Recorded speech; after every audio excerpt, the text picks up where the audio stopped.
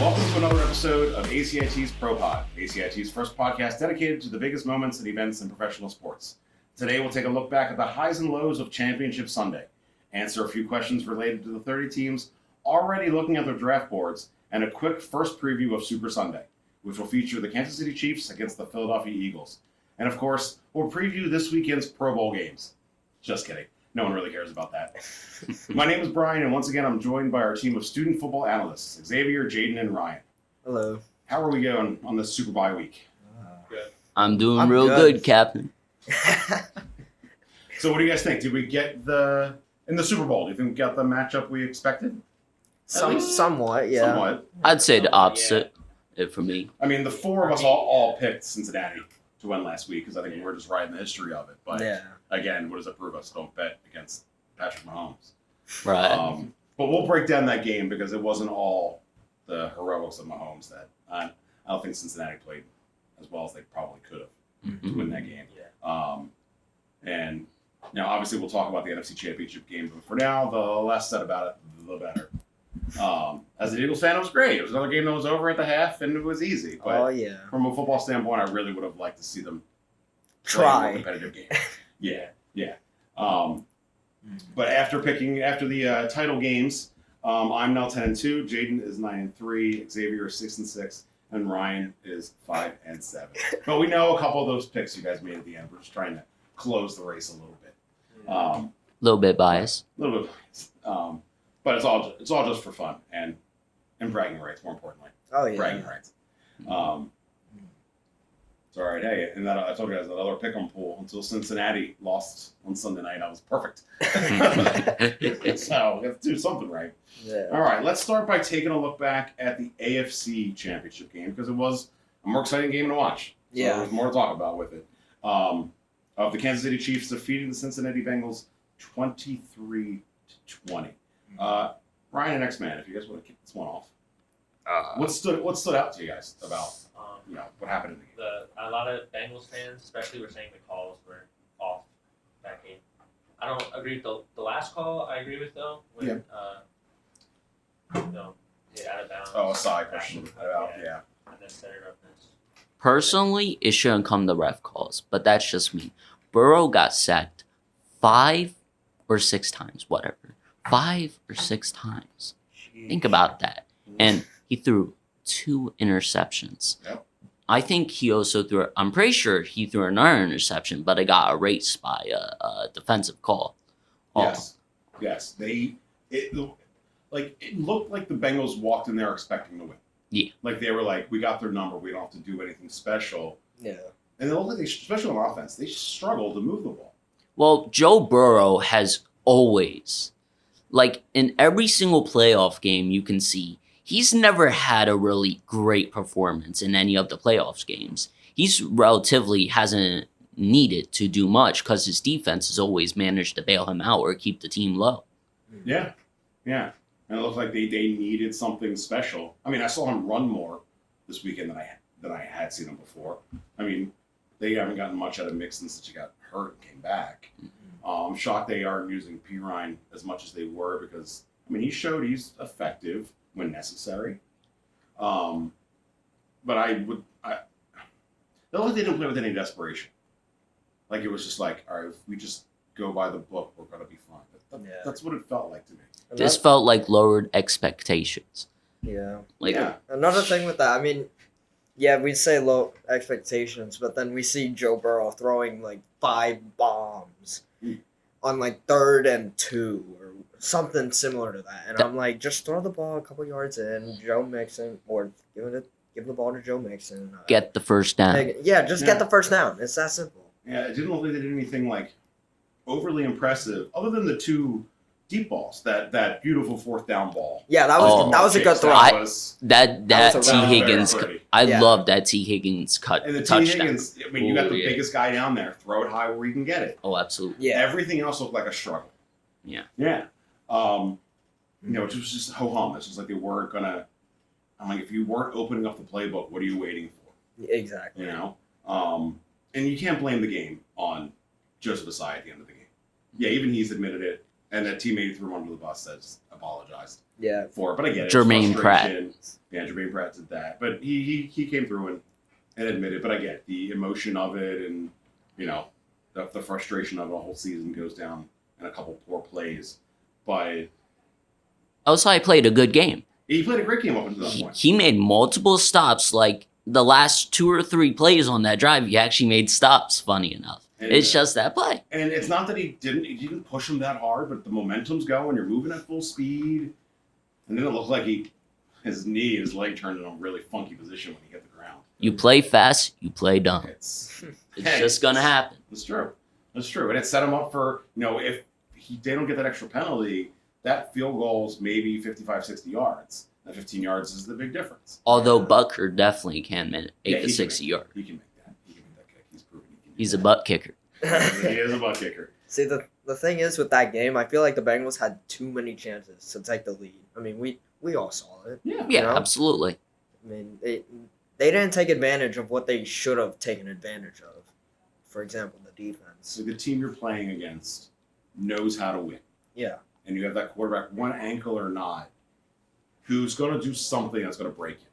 When you have the opportunities to give yourself a 2-possession lead or any of that kind of stuff, they didn't take those advantages. Like, you got to put them down. Like, even late in the game, what was it, in the third quarter maybe, when Mahomes had to make the one time he went to his left and he planted on the bad ankle and threw. Yeah. From there on, great analogy at our line. Like, it looked like he was running like he had something stuck in his butt.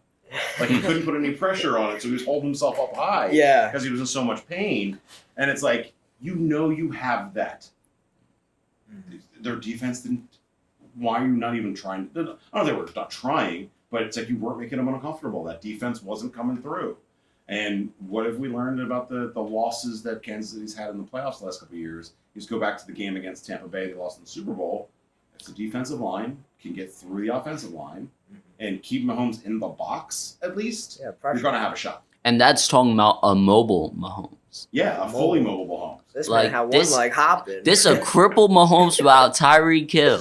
Like, we're having a week where everybody's, all the analysts, national guys are gloating about MVS and his amazing touchdown. Yes, when you got that guy throwing the ball, every wide receiver should look good. Damn right. But other than that, I mean, they have Kelsey. And they didn't let him loose like Jacksonville did the week before. And things like that. He can be controlled in a sense. You just got to have him in a little bit. It was the experience beat the team with the swagger. Yeah. Absolutely. That's what you get, Eli Apple. Yeah. Man. Run your mouth, and that's what you get.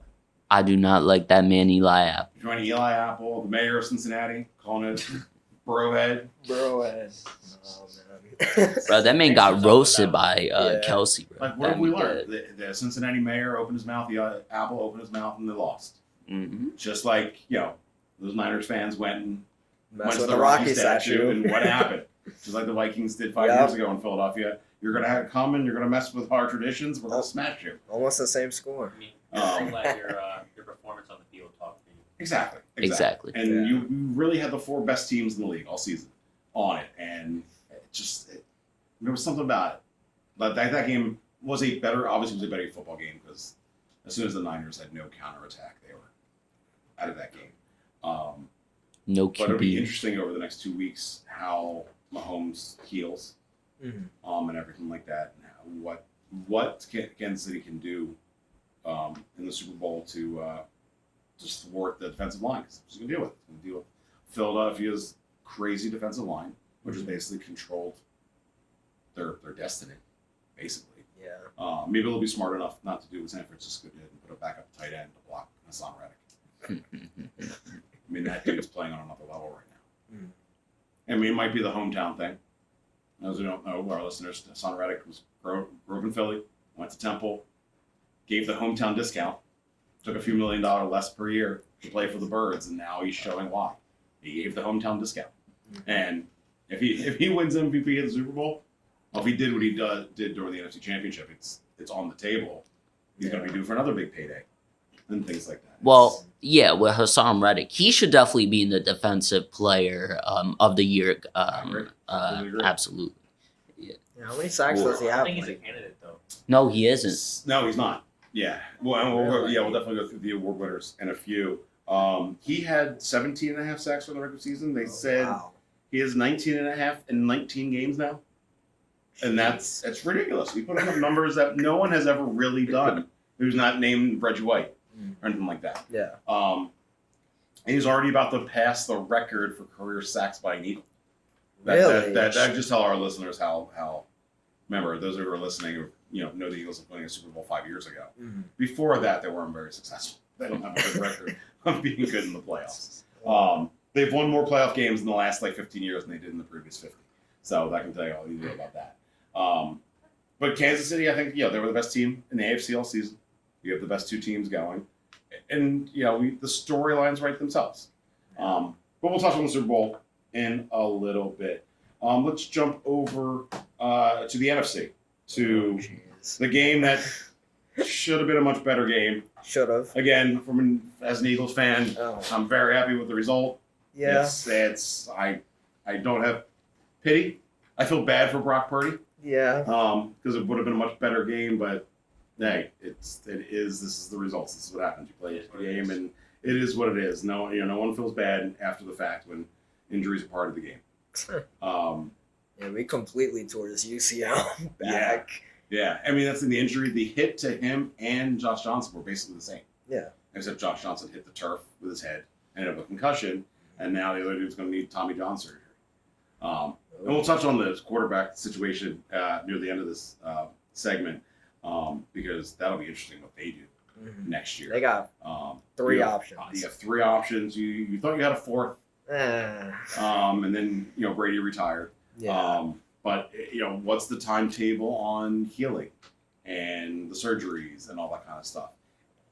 And it came out yesterday in the post-season press conference. Kyle Shanahan said Jimmy G's not coming back.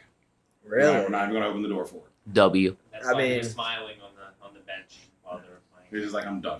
He's like, they're not going to bring me back again with this. We lost. Now y'all lost. Y'all lost. Yeah. Yeah. So the game kind of started the way most Eagles games started this year. They got the ball, moved down the field, scored 7 points, and then the game got weird. Yeah.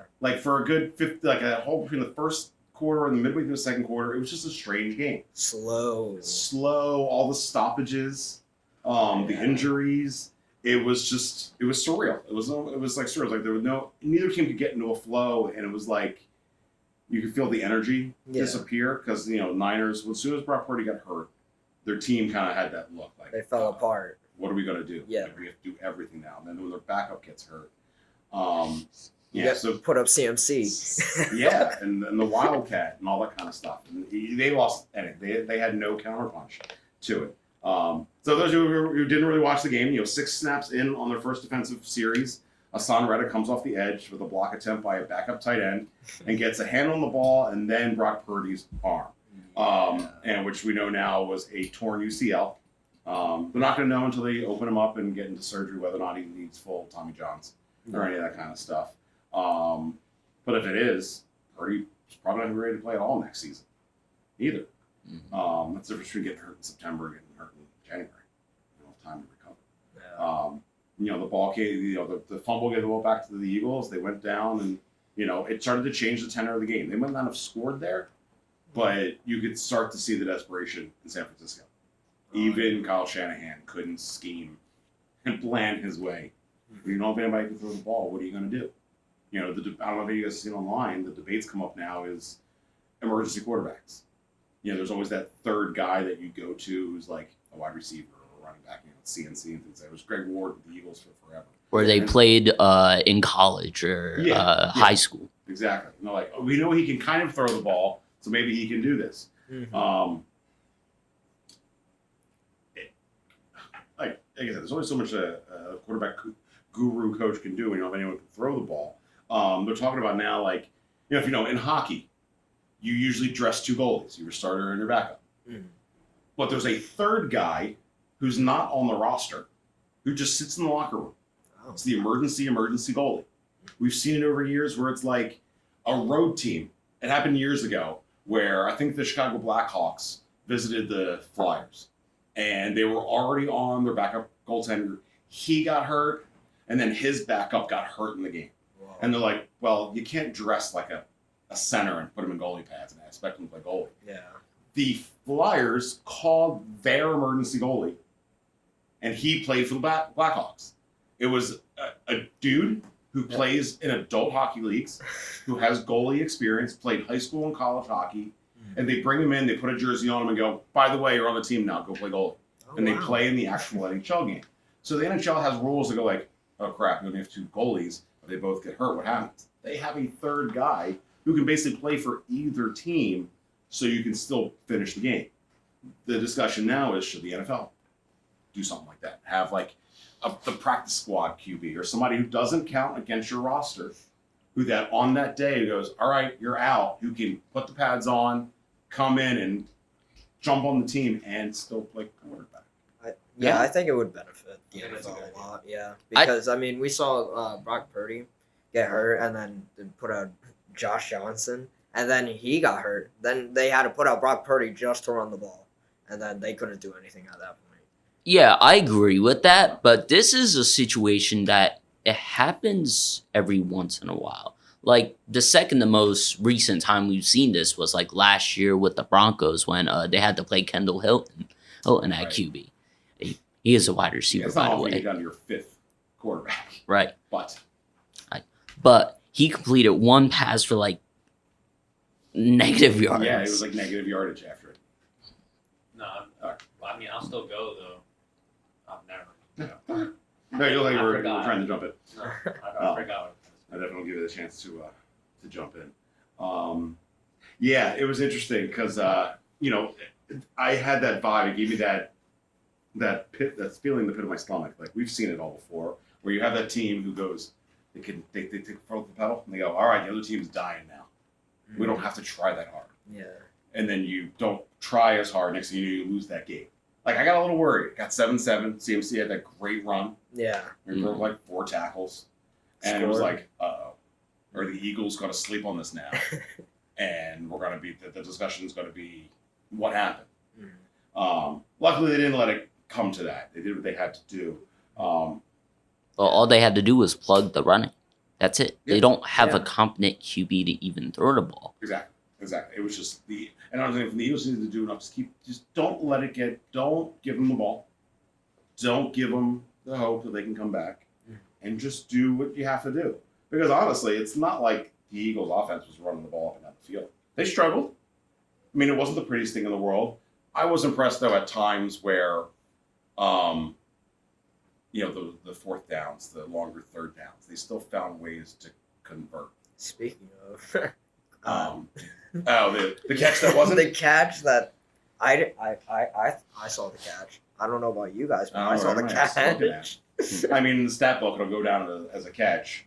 Every angle looks like a catch except for the one. Yeah.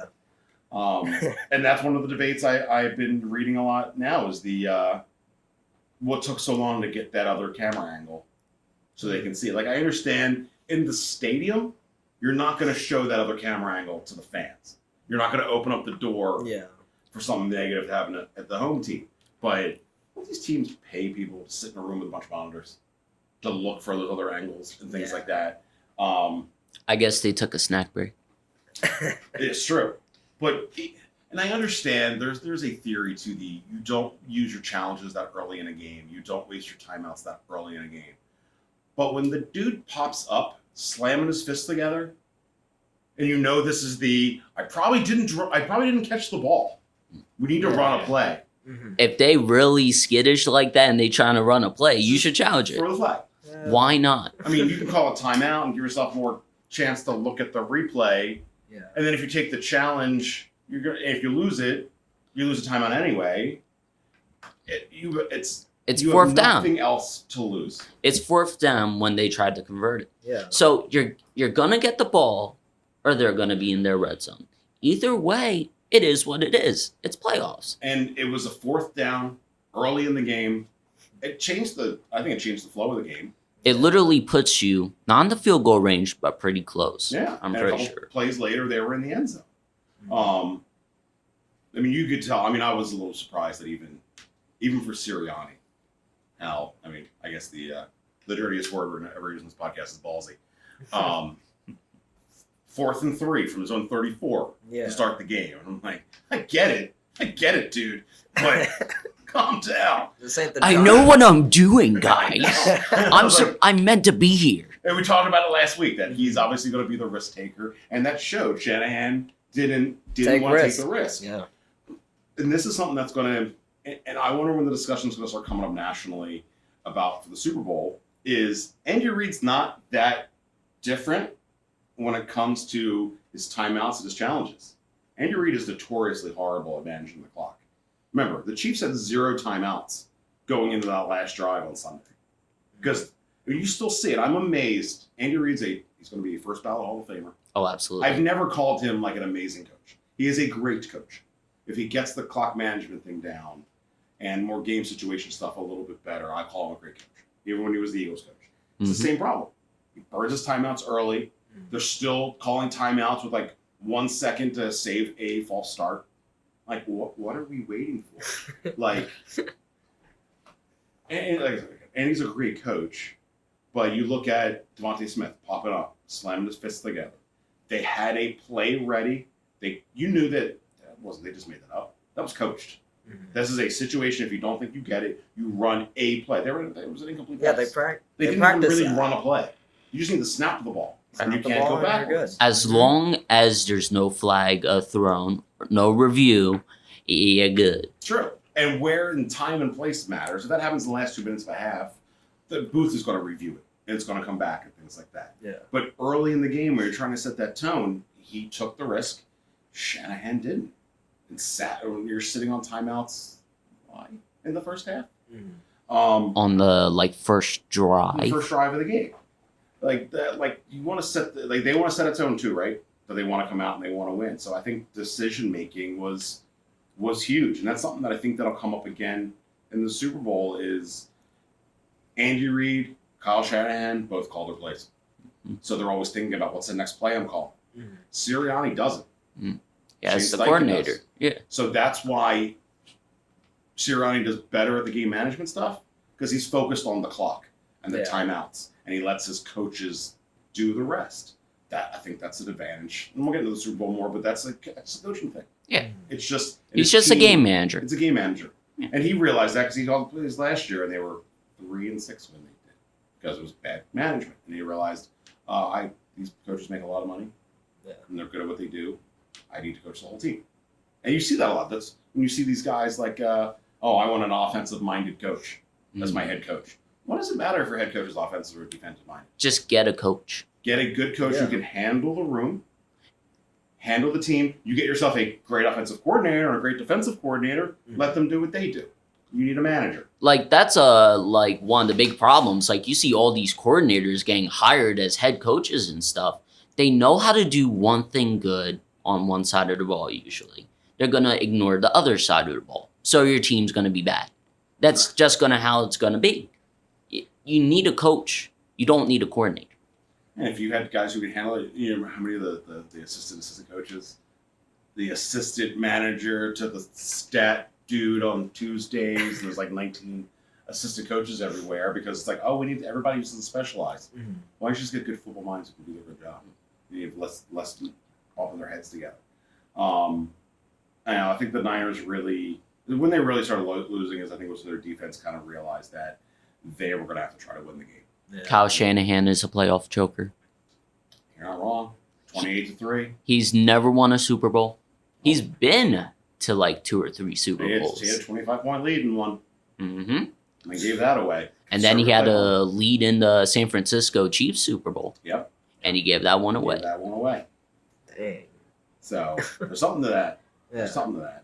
And when the Niners gave the Eagles 7 first downs via penalty and 3 on that one drive, that ended up, I think, put them up 28-7, and that was pretty much it. Yeah. I was watching clips from the All-22 yesterday, and they kept showing this play of Jordan Mailata pancaking Nick Bosa. Oh. Just blocking him, gripped him between the pads, put him down, and laid on top of him. And there was a good 4, 5, 6 seconds pass. Bosa's not even trying to get up. He's just laying there What am I gonna do? hmm Like, what's the point now? My offense can't score 7. It's like, I It can't doesn't do it. matter. It doesn't matter. I mean, he made a couple nice plays. The one that scared me. Remember the it was early, it was like second or third drive of the game, still early before, we knew Purdy was really going to be out. Was the almost safety where I Bosa saw that. tackles him like Jalen Hurts' feet are still in the end zone, but the ball's like the 2-yard line. And he spun his way out of it. If you watch the play, it was an RPO. Jalen Hurts is watching him, and when he fakes the handoff, Bosa fakes like he's going to the running back and then leans back to the quarterback. So it was like the RPO in reverse. Like he faked out the quarterback and then stopped him 3 or 4 yards shy and almost forced the safety. That's a great defensive player for you. It's a great player. That's why he's top 3 in the league. And he'll probably win Defensive Player of the Year Absolutely. this year. Yeah. But what have we learned? That defensive player is not winning the game by himself.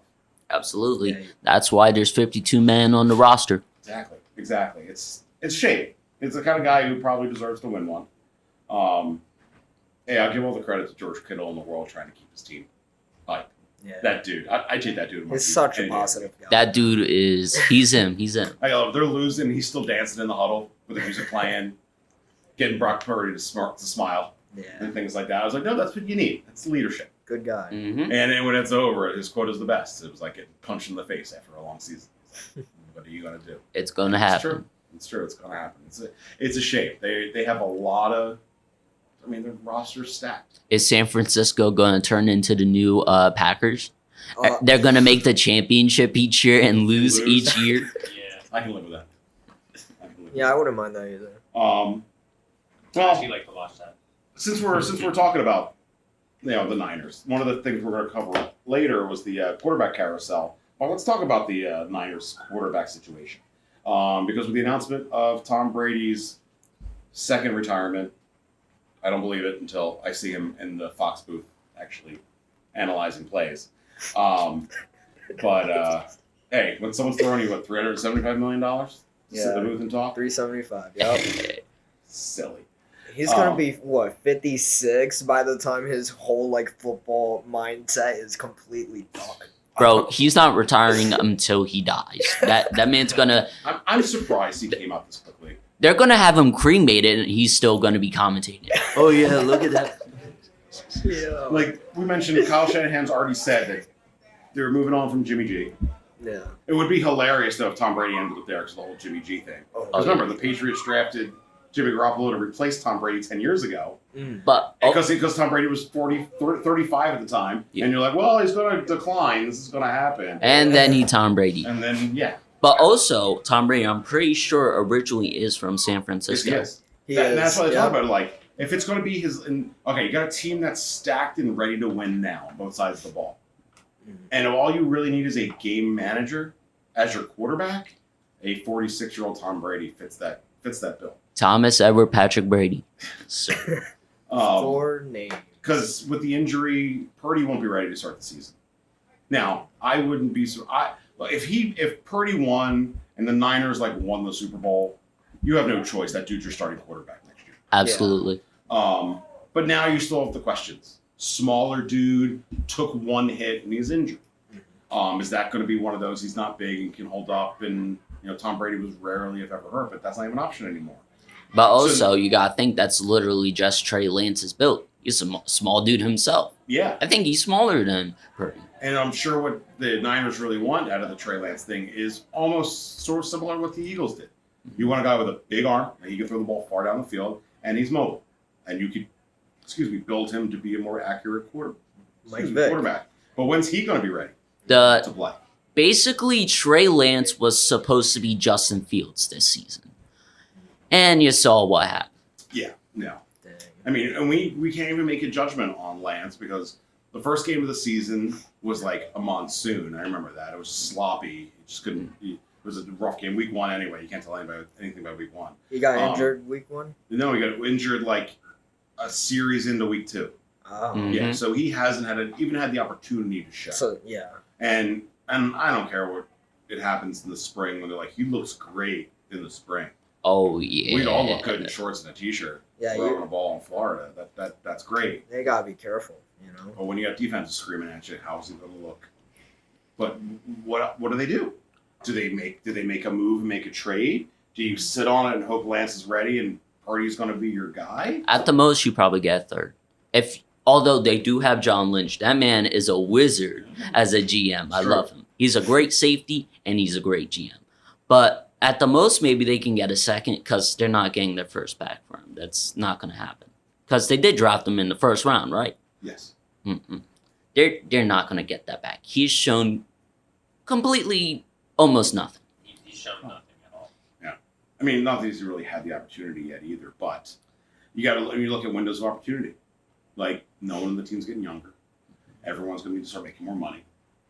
And are you going to risk it all to a guy who hasn't shown you anything? This is an off season where they're not going to have to pay the biggest guys. They got like 3, maybe 4, like, okay, like we should sign these guys, but they're not the biggest deals. In the next coming seasons, all these guys are getting older. They're going to be wanting money. They need money because they're going to be like, oh, I'm getting older. What if I get injured? I need this guaranteed money. Yeah. I need stuff like that. Christian McCaffrey's going to be gone on maybe in another year or two because it's going to be hard to pay. He's as the all-world, all-around back, but I'd still be hesitant to plus the bank for him because he's an injury risk. That's the problem. He's going to want a bank, and you can't give it to him. So you're going to lose that. What was it? The salary cap next season's going up like $16 million, something like that. Something like that. They're going to lose their tackle this season if they don't sign him McGlinchey. Correct. Oh. And he's not a top line guy, but you sign the guys that you have. Consistency is key, especially up front. Yeah. And he wasn't that bad in the game the other day. They were talking that he was going to be the offensive lineman that the Eagles were going to abuse, and he was fine. He's a good offensive lineman, but you don't want a mediocre lineman on the edge. You're going to get murdered. Yeah. So it'll be really interesting to see what they do. And, with the draft coming up, and I'm not quite sure what kind of draft capital they have, what kind of contracts they have. Can they shift things? And, you talk about like how it was funny. I had a debate with a friend the other day. They're like, how do the Chiefs keep staying as good as they are? And they gave Mahomes that deal. Experience also. Experience in the way they structured his deal. Mm-hmm. Like, it's, a couple days after the Super Bowl, like those roster bonuses for like the top flight quarterbacks are guaranteed. Like your bonus, like that's the issue the Raiders are going to have this year is they don't trade Derek Carr in the next week and a half. They owe him like $35 million.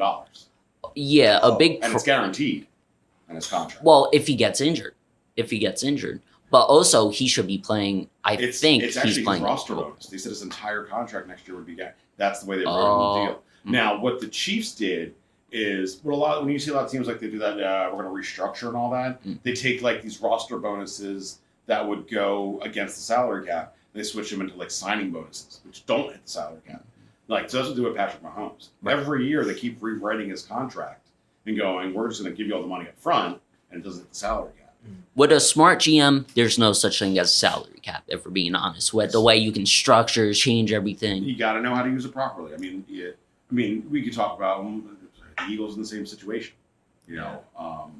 I mentioned, I said to you guys earlier that in the free agent list this year, Pro Football Focus had 6 of the Eagles starters on the list. Ooh. And a lot of them are going to be due. It's like Javon Hargrave, who had a great year. Sanders. Yeah. Like, that's the thing. I'm like, Kenneth Gainwell has looked better over the last 2 or 3 weeks than he's ever looked in his career. He looks spry. He looks strong. Is he getting the hint that Sanders is not coming back, or Sanders doesn't want to come back? Doesn't think he's going to get the money, and Gainwell wants to take a shot to be the starter? It's possible. There was a debate at the beginning of the season for Gainwell to be the starter. I remember that, actually. Because Sanders, he's all right, but last couple of years, he is kind of injury prone, and plus, he's just an okay running back. He's a solid back. He's a solid back. Yeah. He's all right. I mean, there's only 3 or 4 running backs in this league, I think, deserve top flight money. I mean, unless your name's Derrick Henry, you're not getting that kind of money. And you're not a dominant force. I mean, the second time in 5 years, the Eagles won the Super Bowl with a 3-headed monster at running back. Right. Like, it'd be nice if you can get Josh Jacobs, Saquon Barkley, but don't break the bank. Correct. You got a great offensive line. You don't need much. Correct. Yeah. You need someone who can see a hole and run through it. And even Saquon's admitted, he's like, I'm not expecting top dollar. He's like, I know for running backs, I don't get it. He just wants something to. He said he wants to stay in New York. Yeah. That'll be interesting to see where that goes. So it'll be a interesting start. You know, all these discussions will pick up as soon as the bowl and the parades are finished in a week and a half. Would be good if everybody wanted to stay on ours for a bit of money. That'd be great. Take the discount to stay. Well, it matters if they win the Super Bowl. And yeah, that goes into it too. And what coaches get signed. Is it time for a repeat?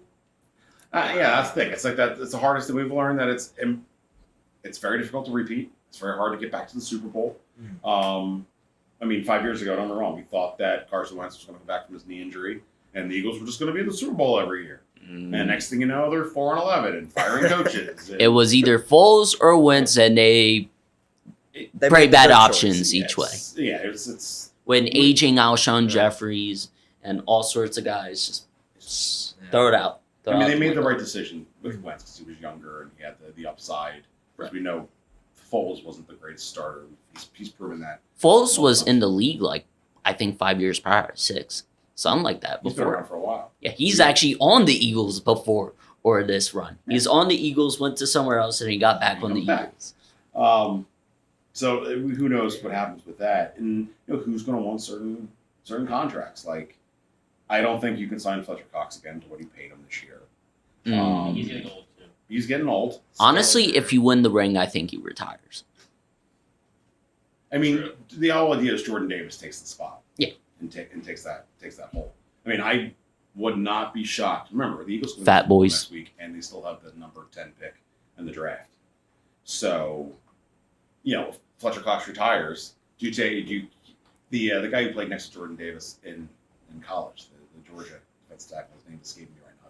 He was a beast. He's probably better than Jordan Davis is coming out. Wow. I don't know. Imagine just put the two of them in the middle of your lineup. I'm not gonna worry about Hey, it. you got like the 10th pick? Yeah. Could be. Brandon Graham's due for an extension and all that kind of stuff. And he's old. But they're all rotational players. If they all understand, I'm only playing 20, 30 snaps a game. I'm sharing with somebody else. You should be willing to take half the pay. Agreed. I'm willing to sign all of them. Howie's really good with the cap. Personally, But- 1-year deals. That's why I can see at the max for these guys. And get the 1 year with like the team option. Oh, See how absolutely. you do. Because it's amazing. He came back from a major injury and had one of the best seasons of his career. Yeah. But what are we learning about the running backs, defensive linemen, rotations? Yeah. You can't lean on one. It's rare you're going to have a guy who plays 100% of the snaps a game. It's just Absolutely. injuries and just coming off the field for little things. It's a lot. It's part of the game. Players aren't built like they were back then. No, and it's just the thing is, guys are bigger, stronger, faster. The attrition and the pounding they take is just bigger. Exactly. All right. As it is every year, there's always a couple divisions that are just a hot mess. Back last season in 2021, that was the NFC East, where barely any teams finished over 500 other than the Cowboys who won the division, and the Eagles made that run late to end up at 9-8. This year, it was the NFC South and probably the AFC North, other than the Bengals, that really struggled the most. If we had to look at certain divisions that were terrible this year, do we think there's any that might rebound next year? All right, so Xzavier, what's the division? Your division? AFC South. That's what I thought. I was just confirming. Like the AFC South, could turn to something better next year. I don't know about the Colts, but the Texans look decent in the last couple weeks.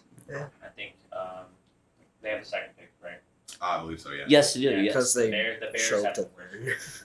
So They reverse I believe they could probably do something with that pick, and hopefully they draft well and get a good all-around team. Yeah, it's going to be the Colts still looking for a coach. Wonder what they're going to do. For And a quarterback. QB. And a Yeah. QB. They honestly should trade up. Trade up with the Bears, who doesn't want that first pick, and get someone. Like this division could be nice. If Doug Peterson can well coach and get that team going like he did in the playoffs, they could have a nice, good record. They've shown it this year. They're like, what, 9-8? They finished 9-8. Yeah, 9-8. The Titans had like 10, 11 different starters injured. Yeah. They do need a QB, but but we don't know what we have with Malik Willis yet. Again, it's just a He Trey don't Lance look too situation. He doesn't look good, but has he gotten a fair shake to really? And what have we learned? You can't throw a guy out for a couple games and expect him to. He's not. Be good You immediately. guys also need Tom to- Brady didn't look great his first season. But also Yeah. this I'm trying to think. This playbook isn't built around Malik Willis. It's built around Ryan Tannehill. Yeah. That old dude when he had receivers. Like, and the thing is, the offensive line was bad this year. Here, no doubt about that. But Tannehill, ew. I mean, Uh, AJ Brown is gone. Corey Davis is gone. But Thank you. there's potential with Treylon Burks, and there's a good chance we have the 11th pick. We could take like Quentin Johnson. He's a nice receiver. He doesn't come from a big school. I think it is TCU. I think the one in the championship that got blown out. We don't talk about that. But Some good yeah. players have come out of TCU. Oh, absolutely. But yeah, there's always a chance a division can rebound. It just matters on if they do. If they get the right players. Exactly. Yeah, that's a big thing. Yeah. And we fired our GM. Well, they probably needed to. Well, Last 5 Getting- first-round draft picks have been all bust, basically. almost. And he gets drunk on the team play. Oh, yeah. Which is against, I think, not just team rules, but league rules. No, I think that's Todd Downing, actually. Was it the other guy? Yeah. So they're only a couple moves away. That just brings thought to my head. Like, is that coaching? Is that the GM? Or is that a lack of communication between the two? Where you get your team is built around a quarterback like Tannehill, your standard drop back, stand up, throw the ball quarterback, and then you draft Malik Willis, who's the new age, mobile, big armed quarterback. You have two completely different ways of running an offense with both those guys. Different Like- play styles. Mm-hmm. Why do you do that? It was like, I get. The only reason why I say that Pro Bowls, we're not going to talk about Pro Bowls, is a joke because Tyler Huntley is in there for Lamar Jackson. Oh, throwing God. touchdowns. Don't Oh, mention no. that. Don't mention But from that. a That's terrible. team perspective, it makes sense for him to be Lamar's backup. Smaller dude, fast, can run, decent arm. Doesn't have the arm Lamar does, but he can still run the same offense that Lamar Jackson has run. Because it's a rushing offense. it's a It's rushing built. offense. It's built around Lamar, but Huntley can run it well enough. Like that's the thing. If like the Titans like make an RPO offense and like a rushing offense, like read option, like you got Derrick Henry, use him. You got Derrick Henry and you got Malik Willis's rushing ability. That's the only thing he's really known for. He had a good arm, He's but got a big arm. Yeah. We got to work on that. Hey, 2 years ago, most of us never thought Jalen Hurts would be accurate over the middle of the field. Everybody was mad when we got it when we picked him. what are you guys doing? And now we're No. in Super Bowl. We're cool. We love you, Jalen. Joe Blow over here. I will drive a car full of cash to your house. Whatever you need. Sign my jersey. It's fine. Sign my jersey. Sign my baby. Like the Kelsey brothers, sign the baby. Take my money. But yeah, I mean, you look at the same thing with the Eagles too. It's like the same thing with Minshew. It's like the total opposite. Yeah. Like it's all based on the run game. You're a running team. Yes, their strength is the run game, but no one's expecting Minshew to hold the ball and run. That's why it closes off half that thing. It's the eyes. That's the manipulation of that. That's why it's like I like Minshew having a good backup is important. We've learned this, but But he just Maybe doesn't get fit some- the scheme. maybe get Yeah. somebody who's closer to Jalen.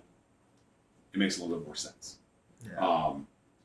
Yeah, I mean, we've seen it against the Cowboys. I mean, he doesn't run. He doesn't. He could throw the ball good though, but he doesn't run. I mean, we almost beat them with Minshew, and that shows like he's good, but like Xzavior said, I mean, he doesn't fit the scheme.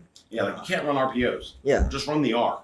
Yeah. Just hand the ball to the belly of your running back and let him run. Don't Don't overthink QB it. sneak where Gardner Minshew. Oh no, Why? I remember. That is a white boy. Leave him alone. Hey, settle down. He's not that athletic. Oh, whoa. Very gritty though. Say that about you say that to Tom Brady, who's with his 4th and 1s, and Oh yeah, him running at it lightning doesn't matter speed. what they look like, right? But hey, it's all we learn. It's all leg power, getting low and leg power. That's it. Minshew's smaller too. Like him getting Jalen's bigger than he looks. Yeah. Oh, absolutely. 600-pound squat. I mean, you can't see it in his legs. You don't see the 600 pounds of squats. Yeah. But yeah, you can't run those same plays with it.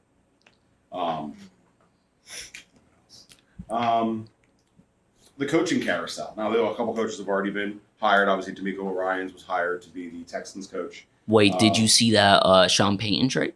Yes, Yep, I was about to mention that. Yup. Are the Broncos just the Lions are screwing themselves? Are they stuck? Did you see what they gave up? Yes, I did. A first round pick, like a second round pick. They give in the bank. They give in the bank. I read 3 first, 3 second. Wait, really? What? Nah, hold up. What did the Broncos give up for Sean Payton? And I heard they're paying him like $17 million a year, which doesn't go against your salary cap, but.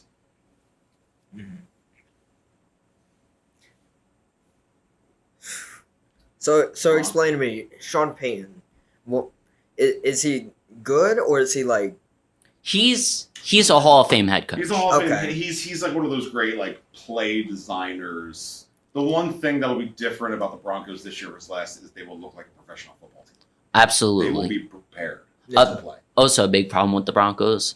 Russell Wilson is getting paid the second most QB money in the league. What is happening here? What did we do? I don't know what's wrong with the Broncos. Broncos country. Denver Scott. sends its 2023 pick from San Francisco. So the 30th overall pick this year, a 2024 second round pick for next year, and a third round pick next year as well. Oh. Honestly, I'm willing to sacrifice that. The pick they're sending is the pick they acquired from the Dolphins in exchange for Bradley Chubb Oh, from Bradley a Chubb. couple weeks ago. Miami acquired the pick initially from the Niners as part of the Trey Lance deal. I love tracking the life of a draft pick, like the literal number. It's been traded 4 times. Jeez. I'm sorry, the Dolphins no longer have a first round pick because they lost that pick with the Tom Brady. 'Cause the scandal tampering thing. And they don't have a first round pick because that was part of the deal getting Russell Wilson next year. Mhm. So they traded. Oh, okay, here we go. The Broncos traded 3 first round picks, 3 second round picks, a 2022 fifth round pick this year, quarterback Drew Lock, tight end Noah Fant, and defensive lineman Shelby Harris. The Broncos. That was the trade from this is the trade from last year. Uh-huh. That's the total haul for Russell Wilson and Sean Payton. Oh my. So they've given away 3, 6, 9 picks, a quarterback, a tight end, a defensive lineman for Russell Wilson, Sean Payton, and 2 middle round picks, So they threw away their franchise. basically. So Yeah. they're going to have to be wizards of the salary cap to try to fill a roster. It's going to take a long time to fix that. Ever since you. How do you mess up that bad? How? I mean, the Bro, they had- GM should be fired. They had Vic Fangio as a coach for a while, bro. What you expect? Come on now. The Broncos Broncos- are cursed. They've always been cursed. After Peyton Manning left, it's all or nothing. Broncos country. Let's lose our team. Let's cry. This move is the gross overreaction to Nathaniel Hackett. But also, this is why they sold their team a couple months ago. Like, all this, like, in the background, you have them trying to sell their team, like, hey, I don't want to be here. Whoever is the owner can't remember. So it's the Walton family. It's the guys who own Walmart. Well, no, before that. Oh, before that. Because they made the Russell Wilson trade, and for years they're trying to get stuff going. Mm-hmm. But they made the Russell Wilson trade, and then at the beginning of this year, I'm pretty sure, they said, oh, we have Russell Wilson. Our franchise should be great. We should make a lot of money franchising. And then, I mean, that's how what many- they thought. How many great quarterbacks get ruined because you're in a terrible system and a coach who's not prepared for it? Now, this is not going to mean they're going to be Super Bowl champions in a few years. I mean, you're still in the same division as the Chiefs. Jeez. As the scumma Chargers. get scummed. Chargers and Yeah. the Raiders Yeah. can step up as well. Might. Yeah. Yeah, they might come last. Mm. Broncos might come So last. it's interesting, and I get it. I mean, Sean Payton took the New Orleans Saints for my entire life up until he was their coach. Was one of those joke teams, and then they won a Super Bowl. So I'm not saying it's the worst move ever. You know, we can't tell how bad it's going to be for a couple more years. You know, maybe they'll probably end up trading more players to get some more draft picks, but they have a quarterback and you're starting from scratch. Yeah. What do you do? I love Chris Olave. He's impeccable. Keep him healthy. He's a 1,500-yard receiver. Yeah, but he's on the Saints. He's on the Aints, but keep Chimera, because you have him signed. Yeah, the Saints. Speaking on The Chimera. Saints. Oh, Kamara, Alvin Kamara. Yeah. The You're Saints going to will be fine. jail. I can't even the name of who's coaching them right now escapes me. Oh, But the Broncos, it's the Broncos. They are going to be. Who knows? They have a lot of work to do. They have to. I mean, if they don't, what was the problem with Russell Wilson? Was it poor coaching? Was it? He's too used to the Seattle playbook. That's the thing. Did you hear about him calling Seattle audibles in the Broncos? What's his face? The huddle. Oh yeah. Like that's the thing. If you have a alright QB in a good system for a long while, they're gonna be good. They can even be great, and you saw it because that was what was the dude's system? Head coach Pete Carroll.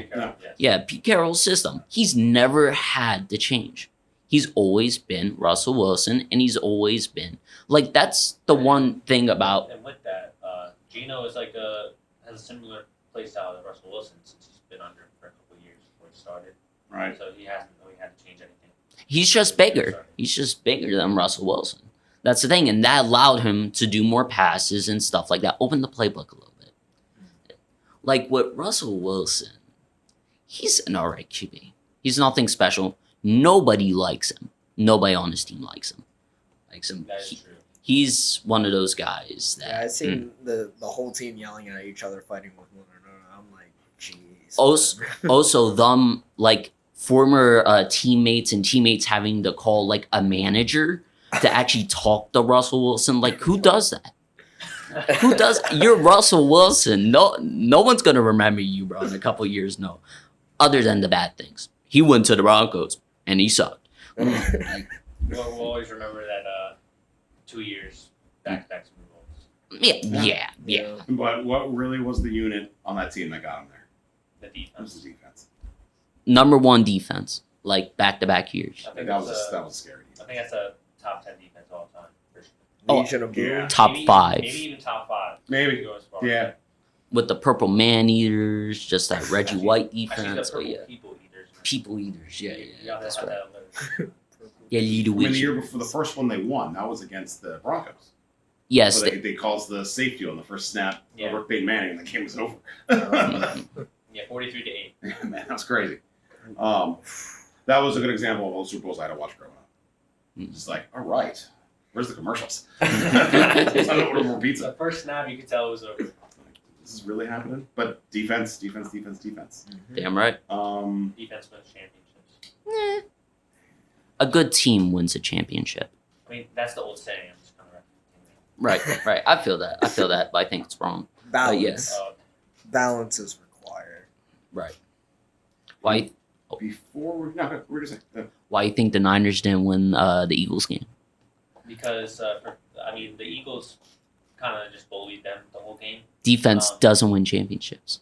A great team wins championships. Really. defense keeps you in games. Damn right. But you still need, like, again, the Eagles weren't amazing on offense. You could tell Jalen's a little off. His touch is off. He's been inaccurate in his deep ball.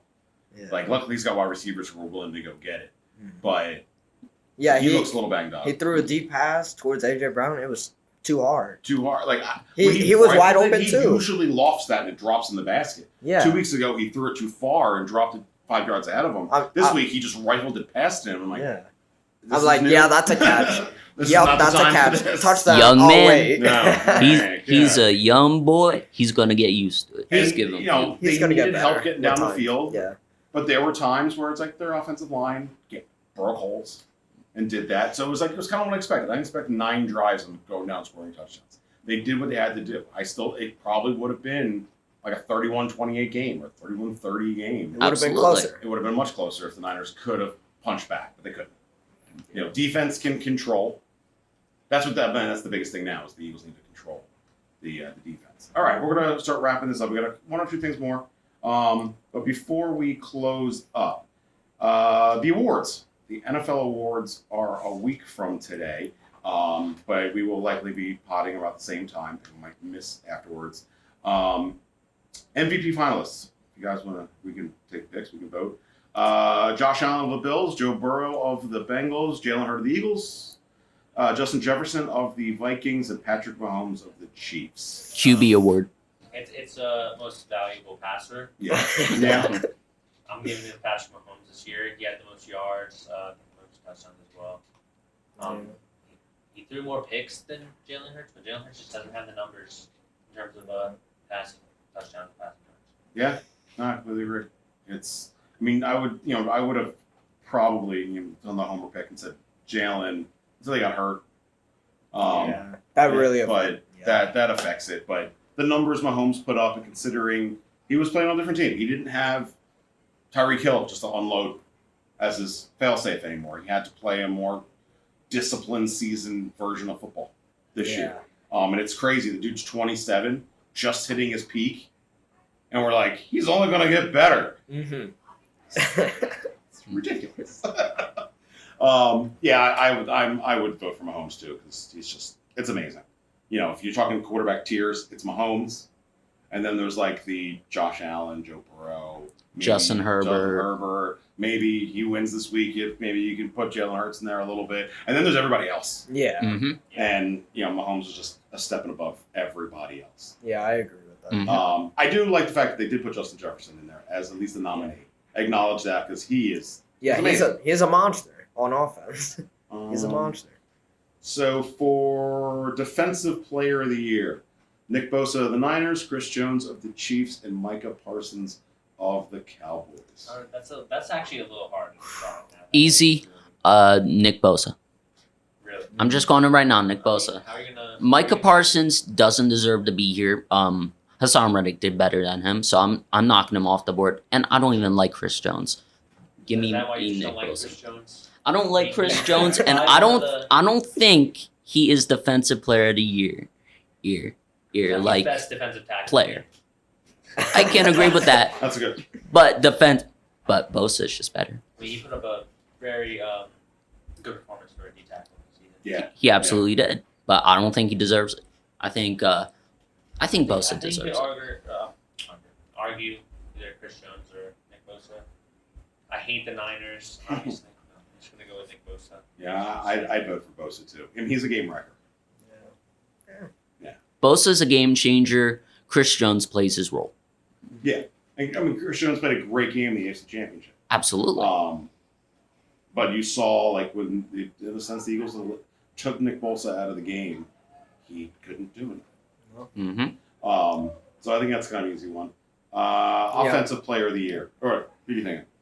Bosa. I think it's an easy one. I would hate to see a Cowboys player win an award. Screw him. We hate Cowboys players. And Parsons is really good, but He they is. showed that it wasn't that hard to eliminate him from the game. Offensive Player of the Year. Tyreek Hill of the Dolphins, Jalen Hurts of the Eagles, Justin Jefferson of the Vikings, and Patrick Mahomes of the Chiefs. All right, so it's either going to be Hurts or Mahomes. Usually, I believe so, when Not a player. player wins MVP, usually they win Offensive Player of the Year. No. Usually. Not always. Not always. Not It's. always. I think Mahomes won it that year when he won the first MVP. Mm-hmm. Yeah. I remember That was him the year winning he it. threw 50 touchdowns and 7,000 yards. He- yeah. He was just yeah. What are you going to do? I mean, yeah, no, you're right. But I think a lot of voters, what they'll do is like they'll vote for Mahomes for MVP, and they'll be like, all right, who's the next best non-quarterback? Yeah, Jalen Hurts. So, well, Yeah, he's my favorite running back. I mean, in some ways, I would vote for Jalen Hurts because he broke the touchdown record and all that kind of stuff. But if I'm going non-quarterback, the only one who's on this. Actually, no, Tyreek Hill's on this too, but I would go Justin Jefferson. Absolutely agree. Justin Jefferson is him. He breaks that record if he does have a bum QB. He's the only one on that team who's not a fraud. Absolutely. Justin Jefferson, but I'm kind of leaning towards Hurts as well, but I'll go for Jefferson. I vote for Justin Jefferson's teammate, Jalen Rager. Oh no, from the Eagles fan. I wonder if there's any bias here. No. Dude, please. You only one in Minnesota. They're like, why? What's this dude even doing here? He doesn't even know what he's doing there either. No. He's not going to be let into the facility. He's just like a dog that's kept outside. All right, here's a treat. Here's a treat. Sad and crying. Yeah, I'm gonna go with Jefferson or Hurts. I mean, either way, I would be fine with that. So Offensive Rookie of the Year. Brock Purdy of the Niners, Kenneth Walker of the Seahawks, or Garrett Wilson of the Jets. I'm going with Garrett Wilson here. he looked like borderline elite receiver this year with his route running and his swiftness in the open field. I mean, of the three of them, Garrett Wilson's only played the whole season. Yeah. And how many quarterbacks did the Jets go through? 3 or 4? 3? Zach Wilson, Joe Flacco, Mike White, and Chris Streveler. Who?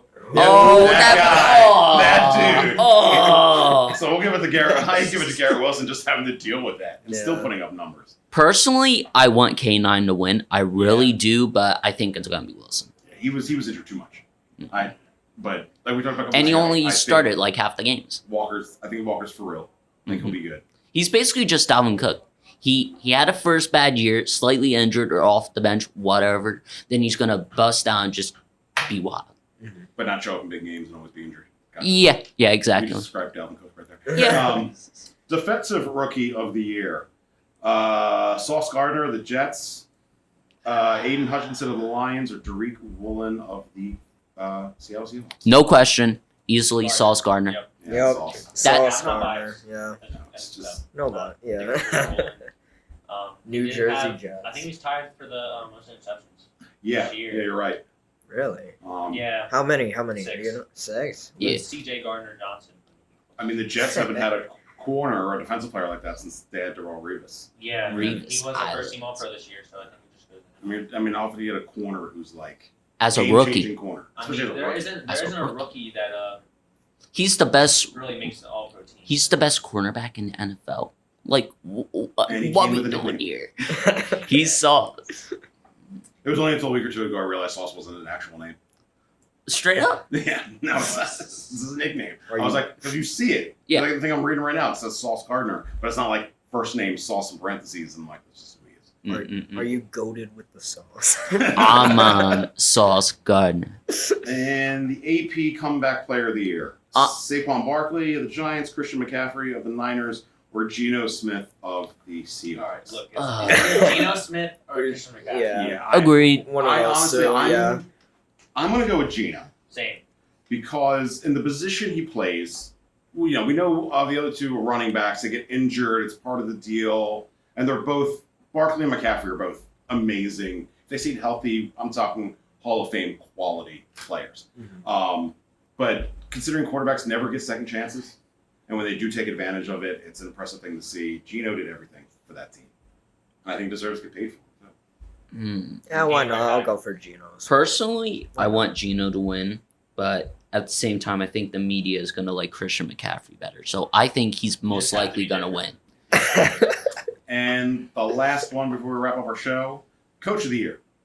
Brian Daboll of the Giants, Sean McDermott of the Bills, Dougie P of the Jaguars, Kyle Shanahan of the Niners. This one actually lists Nick Sirianni of the Eagles, even though he wasn't in the final 3. Sirianni. Brian Daboll. I'm gonna have to say it's got to be Daboll. Yeah, Brian Yeah. Dable. He brought that team with all the injuries all the way to the playoffs. I mean, what Daniel Jones didn't have and still got to the Super Bowl. I mean, not the Super Bowl, the The playoffs. playoffs. And you Yeah, win it. yeah. Beat the Vikings. You which, made Danny Dimes look like good. I mean, the Vikings have a terrible defense. yeah, but still, it was a really big upset for Feel them. bad So, for, you know. Happy. Feel bad. Oh yeah, he's gonna be a free agent this year. I'm pretty sure. Patrick Pearson. All He's right. a Hall of Fame corner. Oh, absolutely. Love Pappy. Is there anything else you guys want to add before I wrap it up? Nah. Cool. No. And hey, you guys are probably hungry. As always, we get into these conversations as we go along. Yeah. But thank you guys again for joining me on today's show. I want to thank my co-hosts for joining me. Thank you for our listeners for another episode of the ProPod. Next week, we'll take our official dive into Super Bowl 57 and what could lead each team to victory and what could go wrong that leads to defeat. On behalf of Jaden, Xzavior, and Ryan, I am Brian. We will see you next week. See you guys. See ya. Deuces.